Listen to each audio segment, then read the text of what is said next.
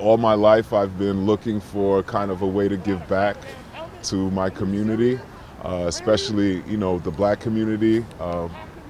There's a lot of fathers missing. Personally, I grew up with a lot of friends that didn't have a dad present. So always in the back of my mind was, how can I positively contribute to the community? And this has been it.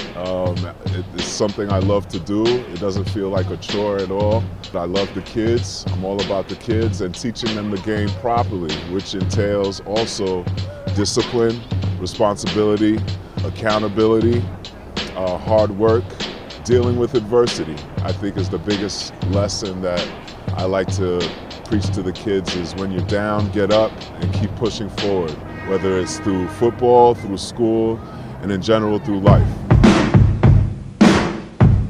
Stop. Andre, get your split and get your feet even. Run it.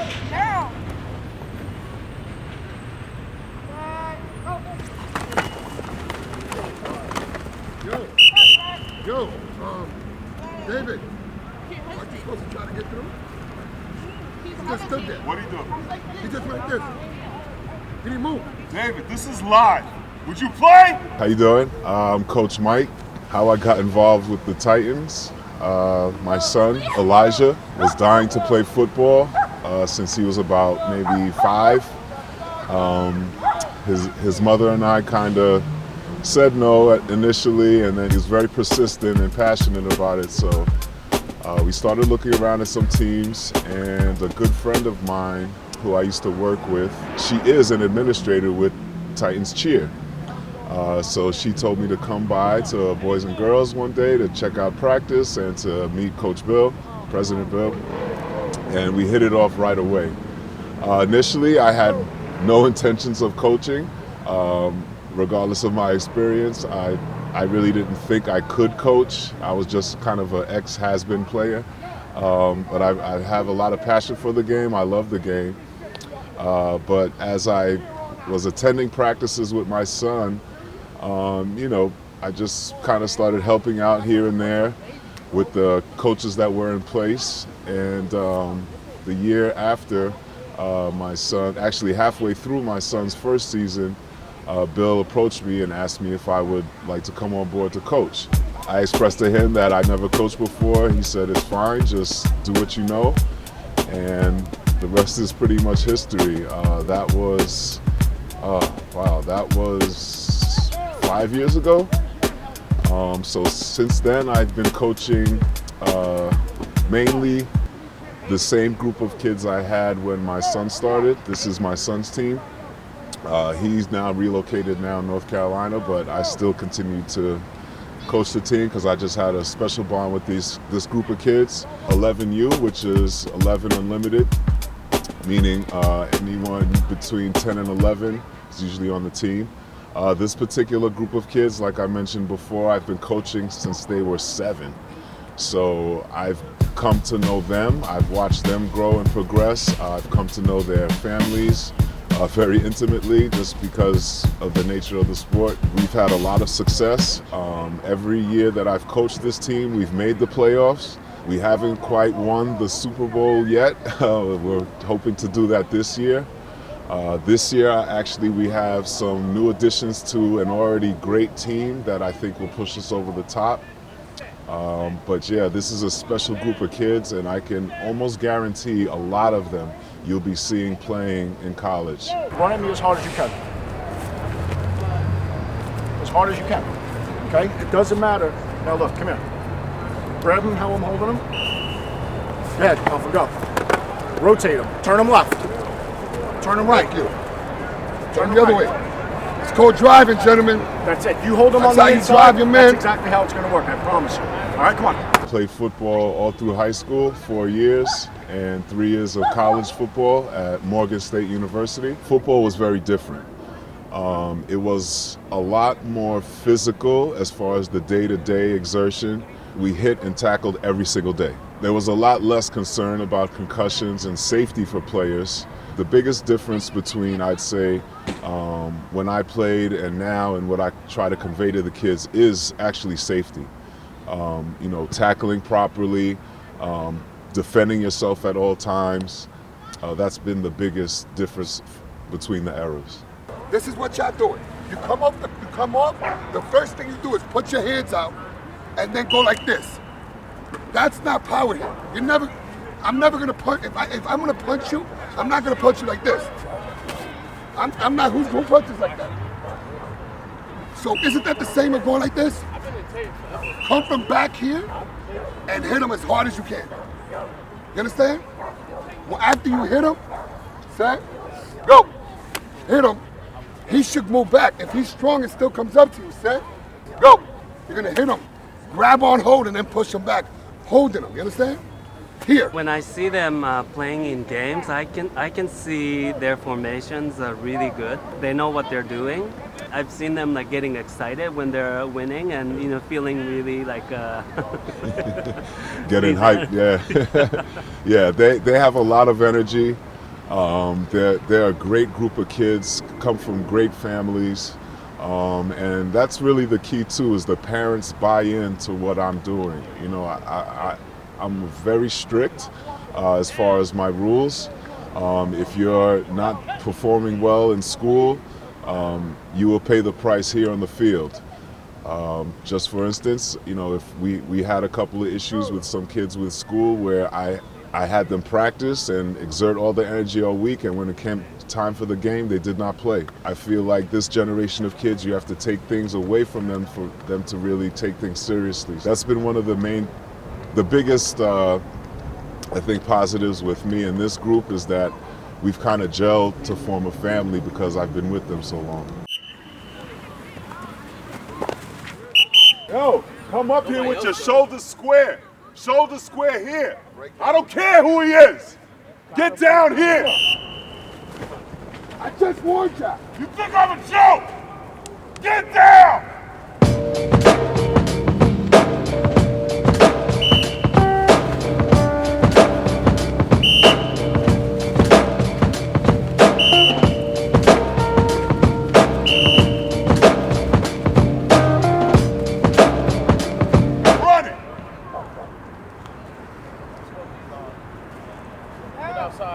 No!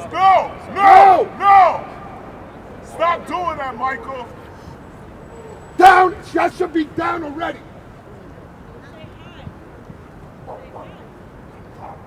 You have a both gentle and then also loud approach. And then even in your practice too.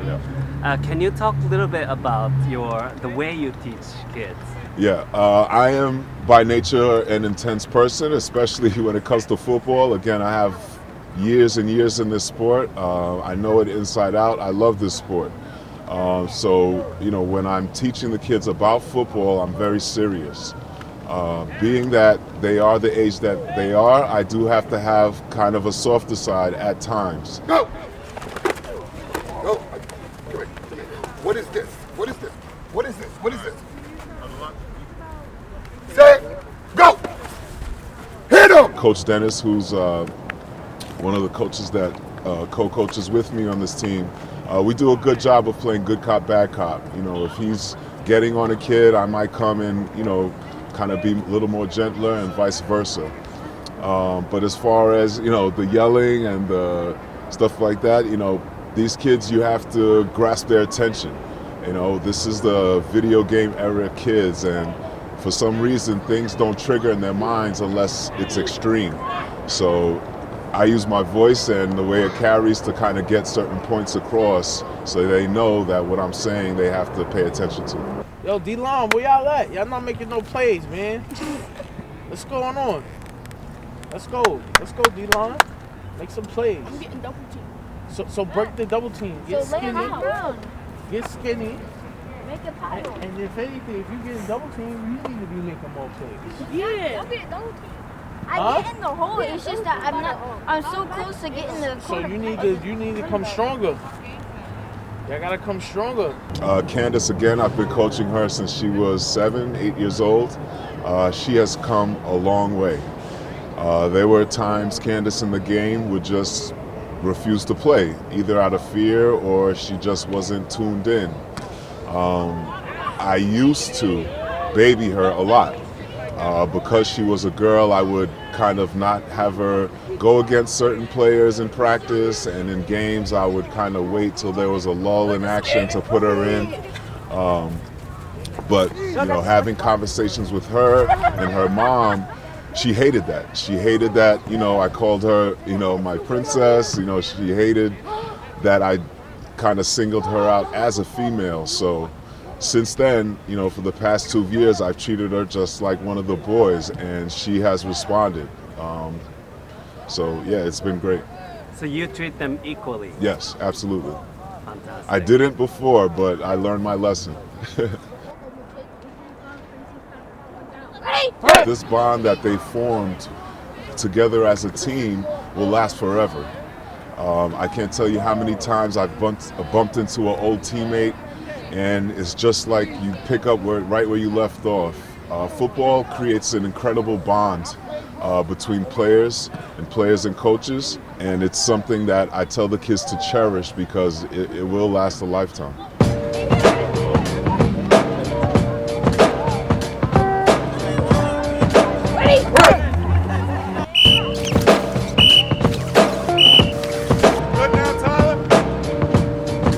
I'm grateful to be a part of the Titans organization. I'm grateful to have General and Coach Bill.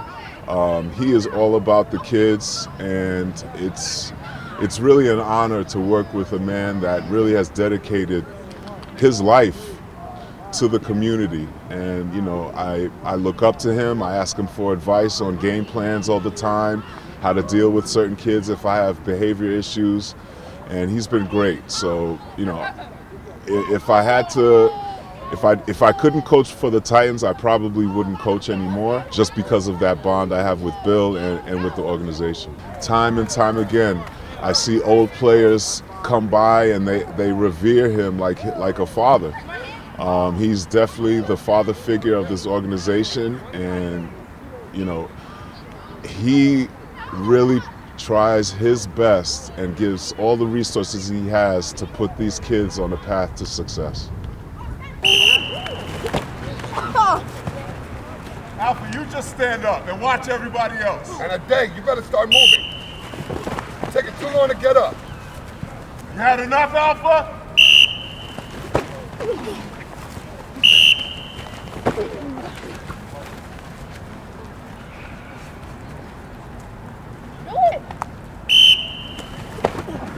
Now run it! It's always fighting with fear. Yes. And when you go out of that fear, and then when you actually start believing in this power, then you do all these things. It's quite an amazing. Yeah, that is, you hit it on the head. Fear is the biggest component from taking a kid off the street and putting him into this very organized, team-oriented game. It's a very violent game. It's a very physical game. So again, another life lesson is have no fear. We live and die by that. We do not tolerate fear. Fear is something we extinguish immediately as soon as it's seen. So yeah. How do you do that? Well, how is I would say how is kind of a step-by-step individual process for each kid. Some kids are naturals. Some kids I've had never put on a helmet before, and they have no fear, whether it's because they have older siblings and they're used to rough housing, or they're just naturally aggressive. But it's consistency with the teaching, consistency in practice, consistency in the message that fear will only get you injured. And it's documented time and time again. If you're scared, that's when you get hurt. When you play with aggression, your chances of getting injured or being hurt are reduced severely. So, and look in their eyes. Again, these are young kids. You can see everything in their eyes. If they're scared, I'll see it immediately, and 9 times out of 10, I will take them out. A, because they're going to be a detriment to the team, but B, because of safety. A scared kid will get hurt. So it's definitely something you have to keep a pulse on as a coaching staff. So I rely not only on my eyes, but Coach Dennis's eyes and other coaches that help us at the games to kind of spot that early and try to eliminate it as soon as possible. Thank you. You're welcome.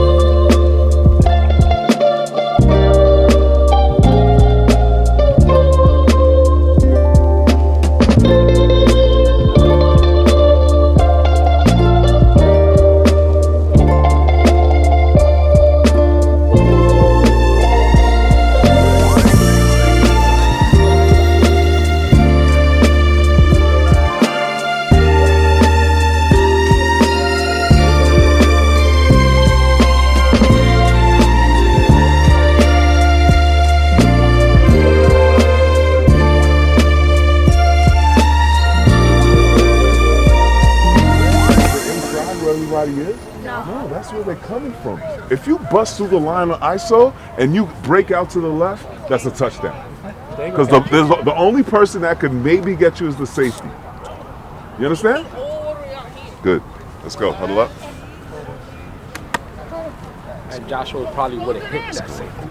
Let's go diamond, diamond, diamond 123.